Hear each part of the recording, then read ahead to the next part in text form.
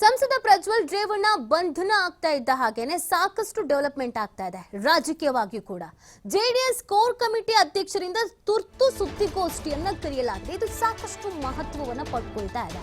Sudden ದಿಢೀರ್ ಅಂತ core committee ಅಧ್ಯಕ್ಷರಿಂದ ಒಂದು ಸುದ್ದಿಗೋಷ್ಠಿಯನ್ನ ಕರೆಯಲಾಗಿದೆ. ಜೆಡಿಎಸ್ ಸುದ್ದಿಗೋಷ್ಠಿಯನ್ನ ಕರೆದಿದ್ದಾರೆ ಜೆಡಿಎಸ್ ನಾಯಕ ಜಿಟಿ ದೇವೇಗೌಡ. ಹಾಸನದ ಖಾಸಗಿ ಹೋಟೆಲ್ನಲ್ಲಿ ಈ ಒಂದು ಸುದ್ದಿಗೋಷ್ಠಿ ನಡೆಯಲಿದೆ. ಸುದ್ದಿಗೋಷ್ಠಿಯಲ್ಲಿ ಜಿಟಿ ದೇವೇಗೌಡ ಹಾಸನ ಸ್ಥಳೀಯ ಶಾಸಕರು ಭಾಗಿಯಾಗ್ತಾ ಇದ್ದಾರೆ. ನೋಡಿ, ಪ್ರಮುಖವಾಗಿ ಇಲ್ಲಿ ಪ್ರಶ್ನೆ ಆಗ್ತಾ ಇರೋದು, ಯಾಕೆ ಈ ದಿಢೀರ್ ಸುದ್ದಿಗೋಷ್ಠಿ ಇದು ಮಹತ್ವವನ್ನು ಪಡ್ಕೊಳ್ತಾ ಇದೆ. ಇನ್ನೊಂದು, ಈ ಸುದ್ದಿಗೋಷ್ಠಿಯಲ್ಲಿ ಯಾರೆಲ್ಲ ಭಾಗಿಯಾಗ್ತಾ ಇದ್ದಾರೆ ಅನ್ನೋದು. ಇಲ್ಲಿ ಜಿಟಿ ದೇವೇಗೌಡ ಹಾಗೆ ಹಾಸನದ ಸ್ಥಳೀಯ ಶಾಸಕರು ಮಾತ್ರ ಭಾಗಿಯಾಗ್ತಾ ಇದ್ದಾರೆ. ಕುಮಾರಸ್ವಾಮಿ ಅವರು ಕಬಿನಿಯಲ್ಲಿದ್ದಾರೆ, ರೇವಣ್ಣ ಅವರು ಸಂಕಷ್ಟದಲ್ಲಿದ್ದಾರೆ. ಇವರು ಯಾರು ಭಾಗಿಯಾಗ್ತಾ ಇಲ್ಲ. ಇಲ್ಲಿ ಭಾಗಿಯಾಗ್ತಾ ಇರೋದು ಜಿಟಿ ದೇವೇಗೌಡ ಮತ್ತು ಹಾಸನ ಸ್ಥಳೀಯ ಶಾಸಕರುಗಳು ಭಾಗಿಯಾಗ್ತಾ ಇದ್ದಾರೆ. ಹಾಸನದ ಸ್ಥಳೀಯ ಶಾಸಕರುಗಳು ಭಾಗಿಯಾಗ್ತಾ ಇರೋದ್ರಿಂದ, ಹಾಸನದ ಖಾಸಗಿ ಹೋಟೆಲ್ನಲ್ಲಿ ಸುದ್ದಿಗೋಷ್ಠಿ ನಡೆಸ್ತಾ ಇರೋದ್ರಿಂದ ಇದು ಮತ್ತೊಂದಷ್ಟು ಪ್ರಶ್ನೆಗಳನ್ನ ಹುಟ್ಟಾಕ್ತಾ ಇದೆ. ಯಾಕೆ ಈ ಸುದ್ದಿಗೋಷ್ಠಿ ಇಷ್ಟು ದಿಢೀರ್ ಅಂತ, ಏನ್ ಹೇಳಬಹುದು ಅನ್ನೋದು ಈಗ ಪ್ರಶ್ನೆ ಆಗ್ತಾ ಇದೆ. ಯಾಕಂದ್ರೆ ಈ ಪ್ರಕರಣ ರಾಜಕೀಯವಾಗಿಯೂ ಕೂಡ ಸಾಕಷ್ಟು ಬೆಳವಣಿಗೆಯನ್ನ ಹುಟ್ಟಾಕಿದ್ದಂತ ಒಂದು ಪ್ರಕರಣ ಆಗಿತ್ತು. ಈ ಒಂದು ಕಡೆಯಲ್ಲಿ ಈಗ ಆಲ್ರೆಡಿ ಪ್ರಜ್ವಲ್ನನ್ನ ಪಕ್ಷದಿಂದ ಅಮಾನತು ಕೂಡ ಮಾಡಲಾಗಿದೆ. ಜೆಡಿಎಸ್ನ ಯಾವುದೇ ನಾಯಕರಿಗೆ ನೀವು ಈ ಬಗ್ಗೆ ಪ್ರಶ್ನೆ ಕೇಳಿದಾಗ ಅವ್ರು ಹೇಳ್ತಾ ಇದ್ದಿದ್ದು, ನಮಗೂ ಇದಕ್ಕೂ ಸಂಬಂಧ ಇಲ್ಲ, ಈಗ ಆಲ್ರೆಡಿ ಅವರನ್ನ ಪಕ್ಷದಿಂದ ಕೈ ಬಿಟ್ಟಾಗಿದೆ, ಹಾಗಾಗಿ ನಮಗೂ ಅವ್ರಿಗೂ ಸಂಬಂಧ ಇಲ್ಲ, ಈ ಪ್ರಕರಣಕ್ಕೂ ನಮಗೂ ಸಂಬಂಧ ಇಲ್ಲ, ನಮಗೇನು ಇದ್ರ ಬಗ್ಗೆ ಕೇಳಬೇಡಿ ಅಂತ ಹೇಳ್ತಾ ಇದ್ರು. ಬಟ್ ಈಗ ದಿಢೀರ್ ಅಂತ ಸುದ್ದಿಗೋಷ್ಠಿ ಕರೆದಿರೋದು ಬಹಳ ಮಹತ್ವವನ್ನ ಪಡ್ಕೊಳ್ತಾ ಇದೆ. ಏನ್ ಹೇಳ್ಬೋದು ಈ ಸುದ್ದಿಗೋಷ್ಠಿಯಲ್ಲಿ, ಯಾವ ಕಾರಣಕ್ಕಾಗಿ ಇಷ್ಟು ಎಮರ್ಜೆನ್ಸಿ ಸುದ್ದಿಗೋಷ್ಠಿ ಅನ್ನೋದು. ಈ ಬಗ್ಗೆ ಮತ್ತಷ್ಟು ಮಾಹಿತಿಯನ್ನ ನೀಡ್ತಾರೆ ನಮ್ಮ ಪ್ರತಿನಿಧಿ ಪ್ರಕಾಶ್. ಹಾಸನದಿಂದ ಲೈವ್ ನಲ್ಲಿ ಜಾಯ್ನ್ ಆಗ್ತಾ ಇದ್ದಾರೆ. ಪ್ರಕಾಶ್, ಸಾಕಷ್ಟು ಕುತೂಹಲಕ್ಕೆ ಕಾರಣವಾಗ್ತಾ ಇದೆ ಈ ಸುದ್ದಿಗೋಷ್ಠಿ. ಯಾಕಂದ್ರೆ ರೇವಣ್ಣ ಅಂಡ್ ಫ್ಯಾಮಿಲಿ ಸಂಕಷ್ಟದಲ್ಲಿದ್ದಾರೆ, ಕಾನೂನು ಹೋರಾಟವನ್ನ ಮಾಡ್ತಾ ಇದ್ದಾರೆ. ಈ ದಿಢೀರ್ ಅಂತ ಈ ಸುದ್ದಿಗೋಷ್ಠಿ ಕರೆಯೋದಕ್ಕೆ ಕಾರಣ ಏನು ಅಂತ?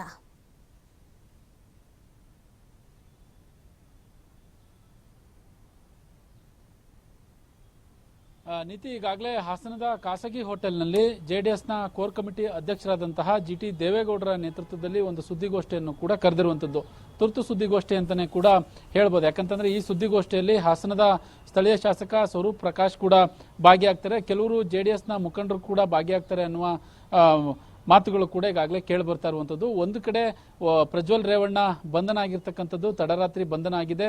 ಜೊತೆಗೆ SIT ವಶಕ್ಕೆ ಪ್ರಜ್ವಲ್ ರೇವಣ್ಣನನ್ನು ಕೂಡ ಈಗಾಗಲೇ ಕೊಟ್ಟಿರುವಂತದ್ದು. ಆ ಹಿನ್ನೆಲೆಯಲ್ಲಿ ಈಗಾಗಲೇ ಜೆಡಿಎಸ್ನ ನಾಯಕ, ಅದರಲ್ಲೂ ಮೈಸೂರಿನಲ್ಲಿ ಒಕ್ಕಲಿಗರ ನಾಯಕರಲ್ಲಿ ಒಂದಿಷ್ಟು ಹೆಸರು ಮಾಡಿರುವಂತಹ ಜಿಟಿ ದೇವೇಗೌಡ ಏನಿದ್ದಾರೆ, ಅವರು ತುರ್ತು ಸುದ್ದಿಗೋಷ್ಠಿಯನ್ನು ಕೂಡ ಕರೆದಿರುವಂತದ್ದು. ಸುದ್ದಿಗೋಷ್ಠಿಯಲ್ಲಿ ಯಾವೆಲ್ಲ ವಿಚಾರವನ್ನು ಕೂಡ ಪ್ರಸ್ತಾಪ ಮಾಡ್ತಾರೆ ಅನ್ನೋದನ್ನ ಹೇಳ್ತಾರೆ, ಯಾವೆಲ್ಲ ವಿಚಾರವನ್ನು ಪ್ರಸ್ತಾಪ ಮಾಡ್ತಾರೆ ಅನ್ನೋದನ್ನ ಕೂಡ ಕಾದ್ ನೋಡ್ಬೇಕಾಗುತ್ತೆ. ಇನ್ನೊಂದ್ ಕಡೆ ಬಂದಂತ ವಿಚಾರದಲ್ಲಿ ಈಗಾಗಲೇ ವಿಧಾನ ಪರಿಷತ್ ಚುನಾವಣೆ ಏನಿದೆ, ಆ ಚುನಾವಣೆಯ ಹಿನ್ನೆಲೆಯಲ್ಲೂ ಕೂಡ ಅದರ ಬಗ್ಗೆನೂ ಒಂದಿಷ್ಟು ಮಾತನಾಡ್ತಾರೆ ಅನ್ನುವ ಮಾಹಿತಿ ಸದ್ಯಕ್ಕೆ ಲಭ್ಯ ಆಗಿರ್ತಕ್ಕಂಥದ್ದು. ಯಾಕಂತಂದ್ರೆ ಈಗಾಗಲೇ ಒಂದು ಕಡೆ ಭವಾನಿ ರೇವಣ್ಣರವರಿಗೂ ಕೂಡ 2ನೇ ಬಾರಿಗೆ ನೋಟಿಸ್ ಕೊಟ್ಟಿರುವಂತದ್ದು SIT. ಇನ್ನೊಂದು ಕಡೆ ಈಗಾಗಲೇ ಪ್ರಜ್ವಲ್ ರೇವಣ್ಣ SIT ಅವರು ಕೂಡ ಬಂಧಿಸಿರುವಂತದ್ದು ಕೆಂಪೇಗೌಡ ವಿಮಾನ ನಿಲ್ದಾಣದಲ್ಲಿ. ಇವೆಲ್ಲವನ್ನು ಮುಂದಿಟ್ಕೊಂಡು ಇವತ್ತೇನಾದ್ರೂ ಸುದ್ದಿಗೋಷ್ಠಿಯಲ್ಲಿ ಯಾವ ರೀತಿಯಾಗಿ ಮಾತನಾಡ್ತಾರೆ ಅನ್ನೋದನ್ನ ಕಾದ್ ನೋಡ್ಬೇಕಾಗುತ್ತೆ. ಮೊದಲನೇ ಬಾರಿಗೆ ರೇವಣ್ಣ ಬಿಟ್ರೆ, ರೇವಣ್ಣ ಒಂದು ಬಾರಿ ಇಲ್ಲಿ ಮೀಟಿಂಗ್ ಕೂಡ ಮಾಡಿದ್ರು.